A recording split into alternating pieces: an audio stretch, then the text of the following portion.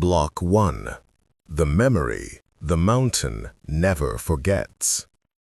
What if a 6-year-old boy claimed he took part in building Machu Picchu long before he was born?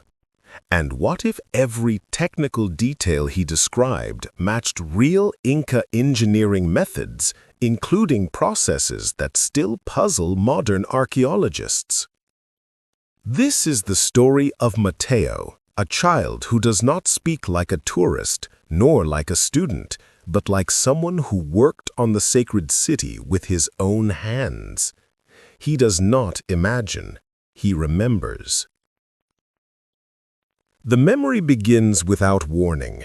A block of pale granite rests on a slope, waiting to be fitted into place.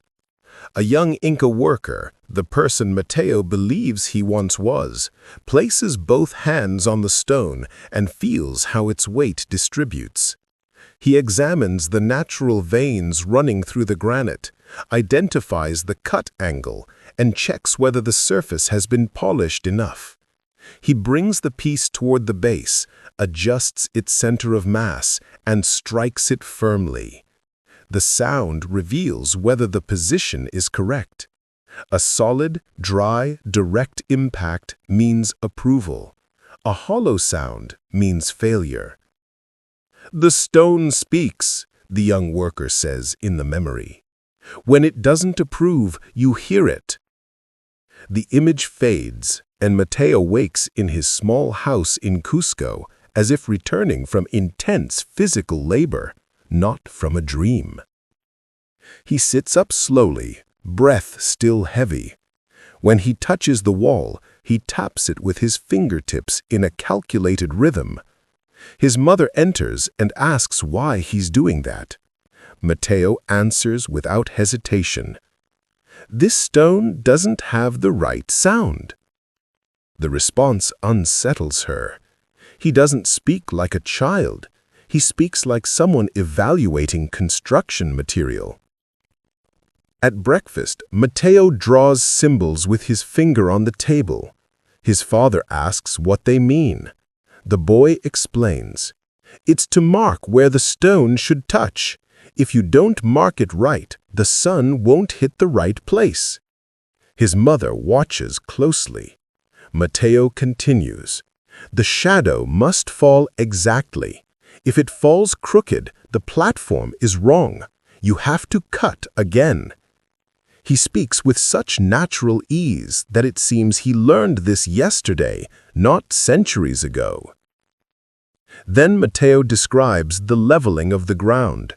He says apprentices diverted small channels of water to check the precision of cuts.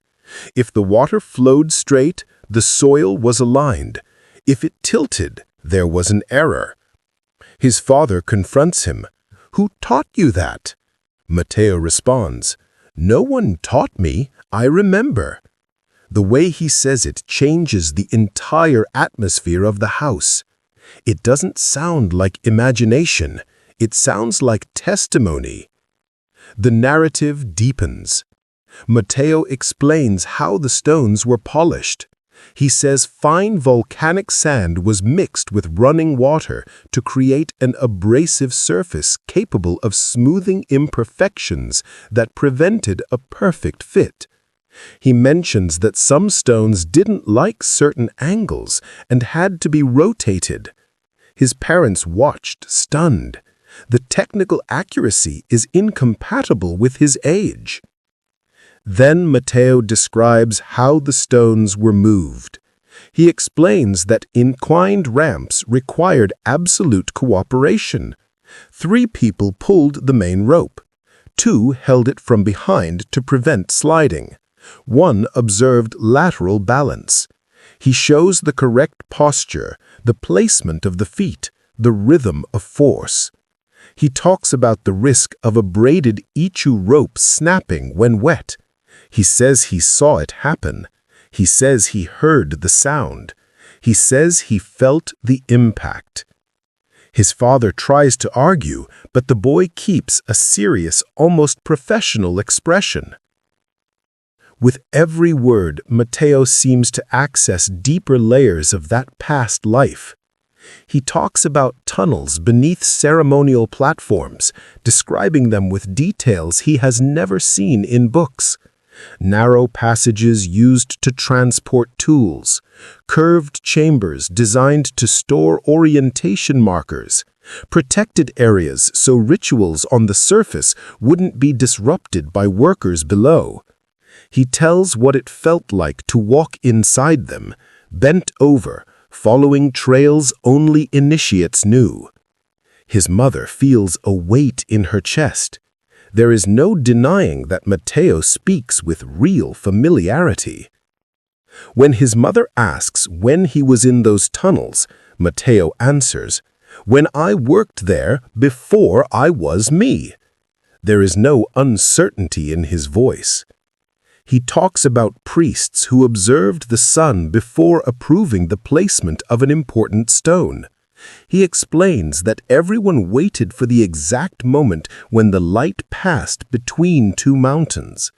He remembers that if they missed the moment, they had to wait for the next day. The boy describes the absolute silence before these decisions, as if the entire construction breathed at the same time. Mateo also recalls when he was ordered to descend the mountain. He says there was a warning in the sky, something that changed the behavior of the priests. He cannot explain it in simple words. He only says, "The mountain spoke. They told us to leave." His mother asks if he was afraid. Mateo replies, "No, I just did what they said." His father tries to rationalize, but Mateo continues. He points toward the window and says he knows where there is a tunnel that has never been discovered. He says he passed through it many times. He says it was used to move important tools. His father asks, how can he be so sure? Mateo responds, "Because I remember the path, and the mountain remembers me." The sentence plunges the house into silence. The conviction in the boy's voice does not sound like childish imagination. It sounds like someone carrying two lives at once, the current one and the one that left deep marks. His father tries to ask more, but Mateo ends with a phrase that feels older than he is. "I can show it. The mountain only lets in the ones who worked for her." Subscribe to the channel and activate notifications so you don't miss incredible stories like this. Now, what Mateo will reveal in the second block will leave you in shock. Block 2, the tunnel that doesn't exist on the map. Mateo's revelation about the tunnel left his parents completely speechless. It wasn't just what he said, it was the certainty with which he said it. He wasn't guessing, he wasn't imagining. He was stating it with the confidence of someone who had walked that path countless times. The father tried to rationalize, suggesting Mateo might have seen something in a documentary. But every attempted explanation collapsed when the boy began describing details so specific that even local tour guides would not know them. That morning, the mother decided to observe Mateo more closely. She noticed that when he walked through the house, his steps followed a peculiar rhythm, as though he were used to distributing weight or measuring distances with his own body. He crouched down to examine the floor. He touched certain points on the walls, and sometimes he tapped them lightly with his fingertips, listening for an acoustic response. The father approached and asked, "What are you looking for?" Mateo replied, "The mountain always answers. You just have to listen the right way." Trying to understand his reasoning, the father asked him to explain more clearly how the tunnel worked. Mateo sat on the floor and began drawing a simple blueprint with his hand. He described the tunnel as being on the lower side of the sacred city, connected to a narrow corridor that led to a platform where tools were aligned. According to him, the tunnel had a lateral deviation where there was a triangular opening used to let in afternoon sunlight. That light was used to check whether the tunnel's inner wall was receding evenly. If the light hits crooked, he said, the tunnel is giving way. The father insisted that Machu Picchu had already been thoroughly mapped. Mateo only shook his head.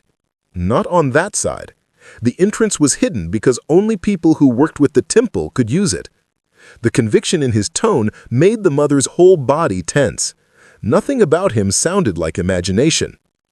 Then Mateo began describing something even more intriguing, the spiritual function of the tunnel. He said that besides its practical use for transporting tools, the corridor was also used for internal observation rituals. Apprentices like him would position themselves at certain points where openings in the rock aligned with fragments of sky. That's how they knew when the mountain was calm. When the sky got too still, it was a warning. The mother asked what that meant. Mateo inhaled deeply and replied, "When the sky stayed quiet for too long, the priest said something was going to happen." The sentence sent a wave of discomfort through the room. The father asked whether Mateo remembered the specific day when they were ordered to descend the mountain. He nodded.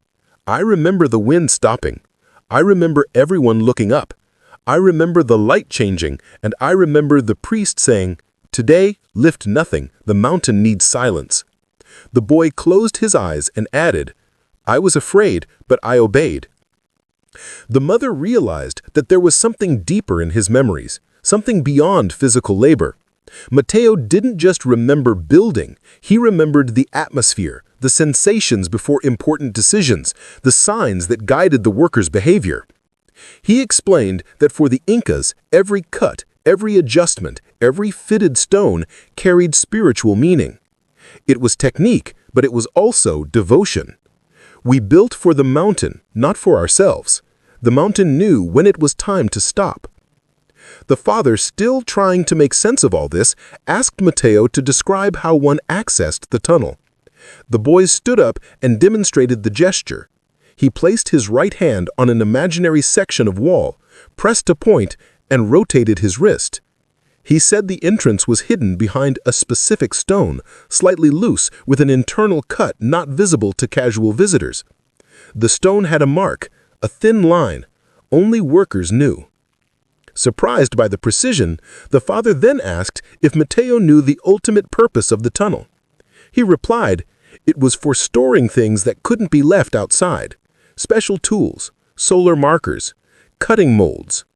The mother asked what cutting molds were.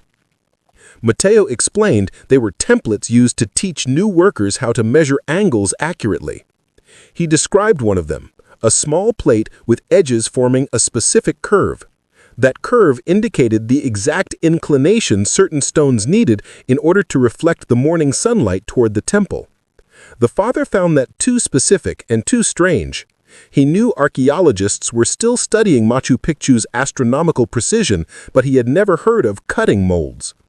Mateo continued, saying the plates were stored in the tunnel to prevent untrained people from touching them. If someone moved them, they could ruin everything.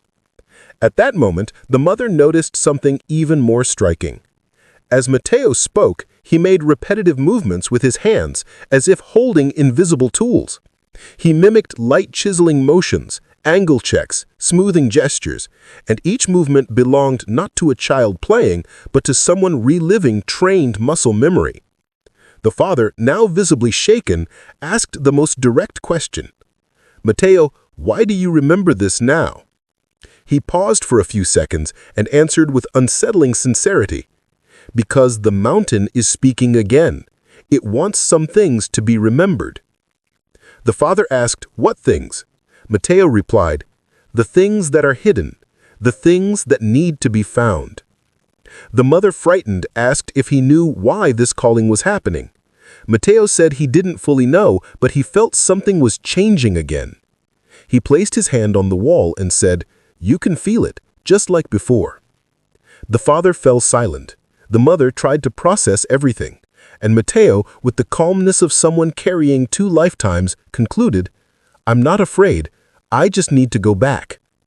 The father said that was impossible. They couldn't simply climb the mountain like that.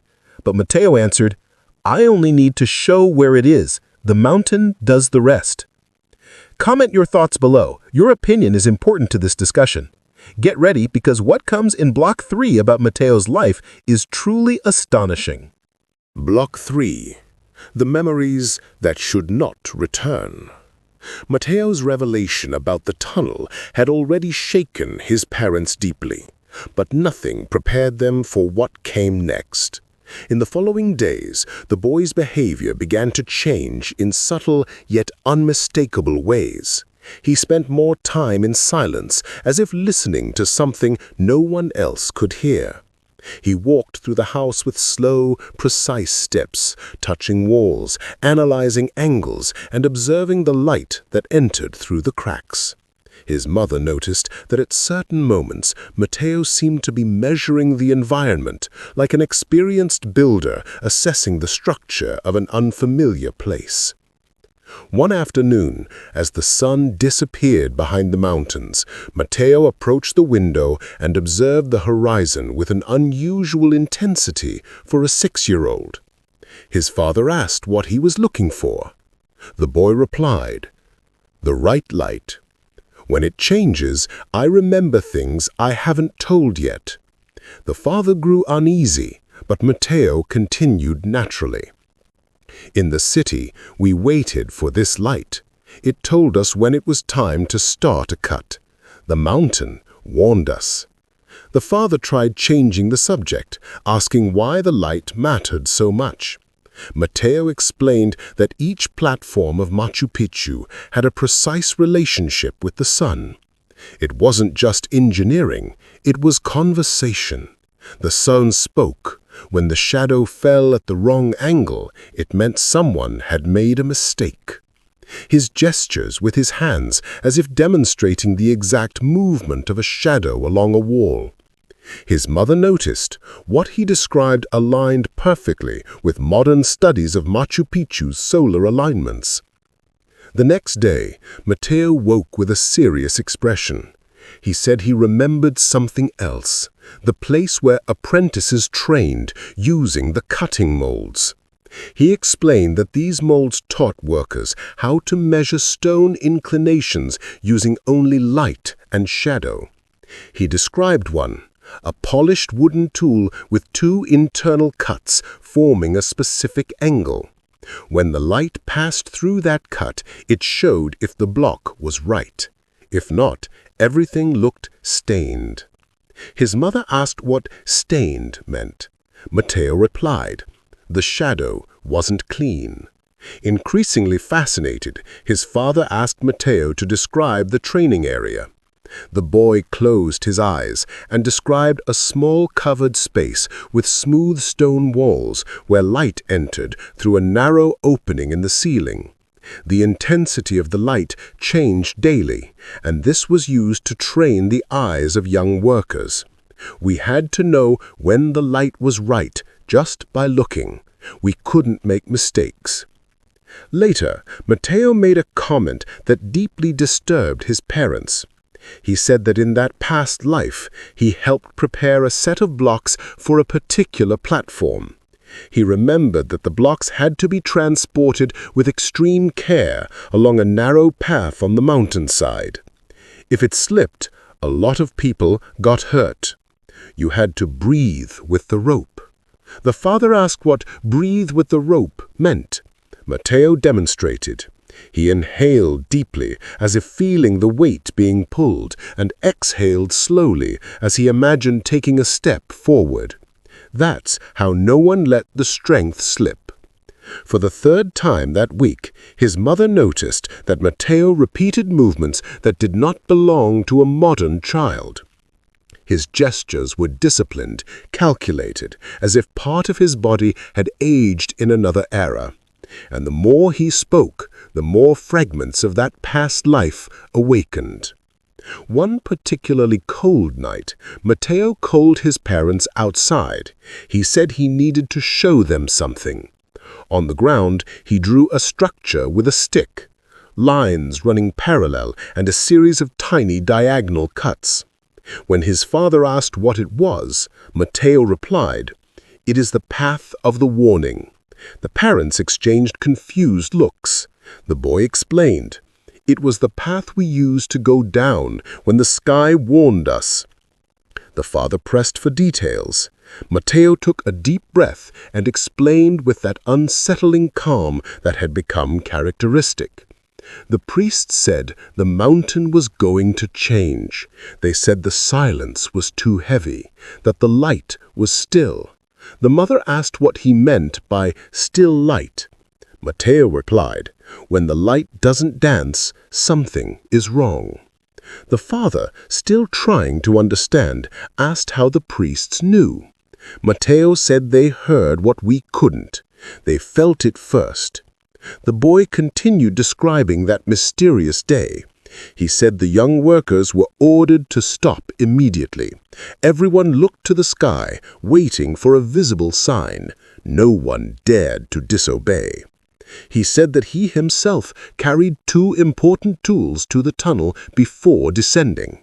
The mother asked what those tools were. His answer was exact: a solar mold and a small wedge. They needed to stay protected. His certainty made it impossible to dismiss. The father, increasingly uneasy, asked why Mateo remembered everything so clearly.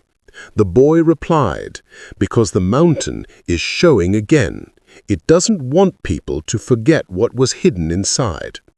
The mother asked what exactly was hidden. Mateo hesitated for the first time. "Things used to measure the sky, things that will matter again someday." It was the first time he showed fear about the subject. The father noticed the change and asked if Mateo knew where these objects were now. The boy responded, "If the tunnel didn't collapse, they're still there." The father pressed, "And if it collapsed?" Mateo looked toward the mountains and said, "Then the mountain hid them because it needed to." The mother asked why any of this mattered. Mateo replied, "Because she's speaking again, just like before." The tone made the father instantly regret asking.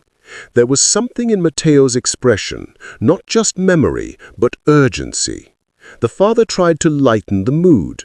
"Don't you think, Mateo, this might just be imagination?" The boy shook his head firmly. "Imagination doesn't weigh on the body. This does. I feel the calling." The mother touched his shoulder and asked, "Calling for what?" Mateo responded simply, "To find what was hidden." The silence in the yard stretched longer than seemed possible. The father tried to end the conversation, saying no one would return to Machu Picchu because of a memory. But Mateo looked directly at him and said, "I don't need to go alone. The mountain just wants you to see." Before either parent could respond, a low sound echoed from the mountains. It was just the wind, at least that was the rational explanation, but the father felt chills crawl across his skin. Mateo, however, didn't move. "She's speaking," he said calmly. If this story is gripping you, subscribe to the channel and turn on notifications. We release incredible stories like this 3 times a week.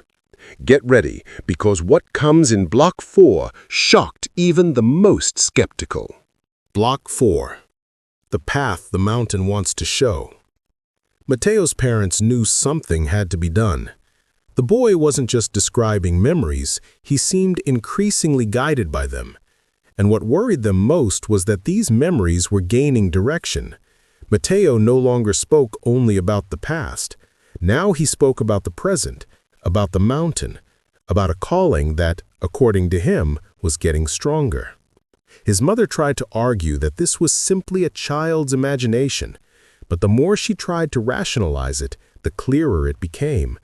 Mateo did not react like a child inventing stories. He reacted like someone recognizing an old duty returning. The next morning, Mateo woke before his parents and was sitting in the backyard, silently watching the mountains. His father approached and asked if he was okay. Mateo replied, "I was waiting for the right light. It shows me the path." The father tried to hide his unease, but Mateo continued, "I know where we have to start. Not through the big gate. On the left side, where almost no one goes. The father asked how he knew that. Mateo answered, "Because that's where I went down on the day of the warning." Despite their fear, his mother decided to take Mateo more seriously. Ignoring him wasn't working. It only made him more restless. So they decided to take him on a short trip near the beginning of the trail to Machu Picchu. They wouldn't enter the park, wouldn't take any risks. They only wanted to see how Mateo reacted to the environment. Maybe it would reveal a contradiction. Maybe it would help them understand. But the opposite happened. When they arrived near the mountains, Mateo became completely focused. He observed angles, vegetation, rock formations, with an attention no child would naturally demonstrate. At one point, he pointed to a slope. "The ancient trail passed there. We used it when we needed to go down fast." The father explained that no trail existed there. Mateo replied, "Not anymore, but it used to." The boy walked with confident steps, as if recognizing each incline. He asked his father to stop near an area where large rocks were piled naturally. He placed his hand on one of them and said, "This part still remembers." The father asked, confused, "Remembers what?" Mateo answered, "The weight of the big stone. It fell here one day. We had to change the path." His mother looked at his father, visibly shaken. There was no way a 6-year-old could invent such detailed logistical descriptions, especially ones that aligned with the reality of ancient construction. Mateo crouched and began drawing a route in the dirt. Ramps, stone distribution, rope positioning, the role of morning humidity. He explained, "Back then people knew how to listen to the ground. The ground warns when the ramp can't handle the weight." As his father struggled to comprehend everything, Mateo continued walking until he reached a natural cluster of stones. He stopped abruptly. There was a mark here. His mother asked, "What mark?" Mateo replied, "A thin cut in the rock." It showed where the tunnel began. The father insisted there were no tunnels recorded in that area. Mateo corrected, "Not on the map. It was hidden." Suddenly, Mateo approached a large inclined rock and placed his hand on it, remaining silent for a few seconds, as if trying to recognize something. Then he said, "The entrance isn't here, but it's close." The father asked how he knew. Mateo replied, "Because the mountain is stronger today." The phrase made both parents tense. The mother asked what it meant for the mountain to be stronger. Mateo explained, "When she wants to show something, she pulls, she calls. Before the warning, it was like this. Now it's the same." The father, desperate to understand, asked what exactly had happened before the warning in Mateo's past life. The boy said, "There was a different silence, as if the air stopped, as if the sky was looking back." His parents realized Mateo was becoming emotionally affected by the memories, but at the same time, he seemed more aware than ever. He wasn't afraid. He was certain. That certainty led to the next moment. Mateo walked to a smaller rock formation, curved and partially covered by vegetation. He passed his hand over it and said, "There's a path here. It goes down. Not far, but it's the one." The father, surprised, asked how he could say that with such confidence. Mateo replied, "I used to come here when I needed to carry the tools. We used this path when the main tunnel was full." His mother felt a cold wave roll down her spine. Mateo was describing a parallel route that did not exist on any tourist map. He seemed to know exactly what to look for. Then Mateo added something even more shocking. He said the tunnel had been designed to resist time, its internal walls reinforced with smaller stones fitted inside, creating a second structure to prevent collapse. If intact, the tunnel might simply be covered by sediment. "We built it to last. It was for protection." The father asked, "Protection of what?" Mateo took a deep breath and said, "Things that explain the sky." The mother asked him to clarify. He repeated the mysterious phrase he had already used before. things that will make sense one day. But this time, his tone was heavier. The parents decided it was time to return home, trying to make sense of everything. But before they could end the conversation, Mateo did something unexpected. He took his mother's hand and said, "I'm not showing you this just because I remember. I'm showing it because the mountain asked again, just like before." The father tried to steady his breathing, but it was impossible not to feel they were dealing with something far beyond childhood imagination. Mateo finished. "She will show the rest when we come back. Not today, only when the light is the same light." His mother asked when that would be. Mateo answered without hesitation, "Soon. She has already started calling."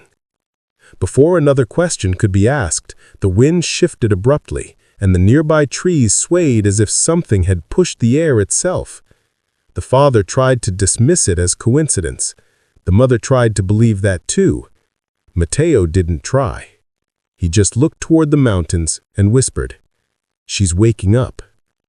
Comment your thoughts below. Your voice is important in this discussion, and share this with someone who loves stories like this. Get ready, because what comes in the final block will make you rethink everything you understand about life. Block 5. The Mountain's Final Call. The tension of the previous days had completely changed the family's routine. Mateo's parents tried to act normally, but the boy seemed increasingly connected to something invisible, as if he were receiving instructions from a place no one else could perceive. And as time passed, it became clearer that this was not just memory. There was movement, a rhythm, an impulse guiding Mateo back to the mountain. That morning, the sky was covered by dense clouds, yet the air did not feel heavy. On the contrary, an unusual stillness hovered over the region, the kind of silence that comes before something important. From the kitchen, Mateo's mother watched him study the beam of light entering through the window. He moved his hand slowly in front of it, as if measuring an invisible angle. Then he turned to her and said, "Today is the day. The light is the same." His father tried to argue that returning to the mountains without authorization or a guide was dangerous, but Mateo remained calm, disturbingly calm. "We're not going into the city. We just need to go where the mountain allows." His father asked where that would be. Mateo answered, "She will show us." Torn by fear and uncertainty, his parents realized that stopping him wouldn't change anything. Mateo was not acting recklessly. He was being guided. Denying what was happening only made the fear worse. And maybe, just maybe, following him was the only way to understand what these memories were trying to reveal. They got in the car and drove back to the same region as before. As soon as they arrived, Mateo advanced with steady steps, as if recognizing every stone, every slope, every curve in the land. He took a deep breath, looked at the face of the mountain, and said, "She's stronger now, just like that day." His parents exchanged a worried glance, but continued following him. Mateo approached a moss-covered rock formation and placed his hand on the cold surface. He remained completely silent for a few seconds before finally saying, "It's not here, it's deeper." Then he walked forward again, guided by a conviction that did not seem to belong to a 6-year-old child. After a few minutes, Mateo stopped in front of a natural structure, 2 large leaning stones forming a narrow crevice. It wasn't an obvious entrance, but it didn't look like a simple geological accident either. "Here," he said, "the entrance to the auxiliary path was here." His father examined the area but saw nothing, just shadows and vegetation. Mateo stretched his arm and touched a specific part of the rock. "There was a cut here. It's covered now, but I remember." His mother, voice trembling, asked whether this was really the entrance to the secret tunnel he had described. Mateo nodded slowly. This isn't the main tunnel. This is the path we used when we needed to store things quickly. If the mountain kept this quiet until now, it means she's still guarding something. His father bent down to inspect the area, but found no visible opening. Mateo didn't hesitate. He crouched and began clearing small stones and leaves from the base of the crevice. Within moments, an irregular gap began to emerge. Small, narrow, almost invisible to any visitor. But as Mateo cleared it, its shape became unmistakable, a triangular cavity, exactly as he had described before. His father knelt and ran his hand inside. He felt sand, stone fragments, and something like a cut mark, extremely subtle, almost erased by time. This looks like a carving," he whispered in disbelief. Mateo simply murmured, "I told you. She guards."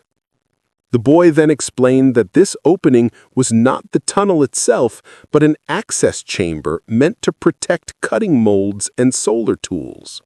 He reached inside carefully, as if afraid to disturb something delicate.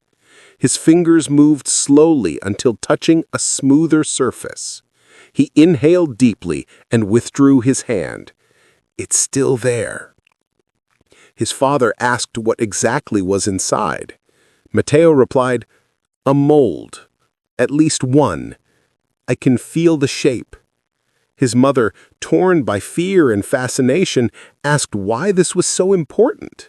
Mateo explained, "Because the mold shows the movement of the light. It explains the conversation between the mountain and the sun.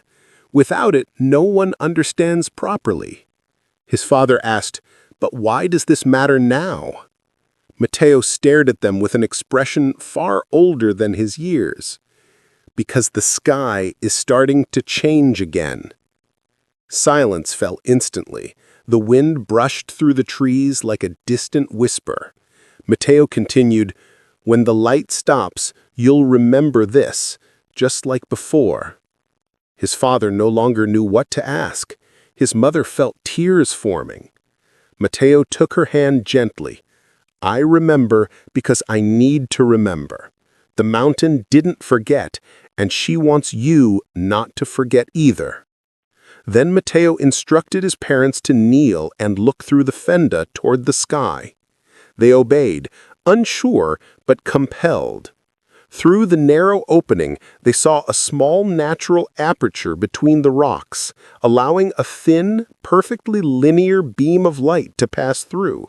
An unexpected alignment, precise, unlikely, almost impossible to attribute to nature alone. He said, "This is how we confirmed if the mold was right. If the light entered like this, the platform would align." His mother covered her mouth in shock. His father remained frozen. After a few minutes, Mateo stepped back. He looked at the mountain again. "I don't need to go in anymore. I only needed to show you. Now she knows you've seen it." Her mother, tears falling, asked, "Mateo, will this continue?" He took a deep breath as if carrying an old burden. "Yes, but not like before. She only wanted someone to remember, and now someone did." His father asked, "What would happen to the tunnel?" Mateo replied, "Whatever the mountain decides. She always decides." As they prepared to leave, the wind shifted again, but this time softly, almost like a sigh from a place no one could ever fully understand. Mateo smiled gently, for the first time in days, looking like a child again, and said, "She's calm now." His parents exchanged a long, silent look. They didn't know what they had just witnessed. They didn't know how to explain any of it. But they knew, beyond doubt, that none of it was simple. Mateo was not just a boy with unusual memories. He was a link, a point between two times, carrying memories that should not have been possible. And as they walked back, his father felt something he would never forget, the sensation that the mountain was watching them, not as a threat, but as a keeper of stories waiting to be told again. If this story touched you, subscribe to the channel and turn on notifications to follow incredible stories like this.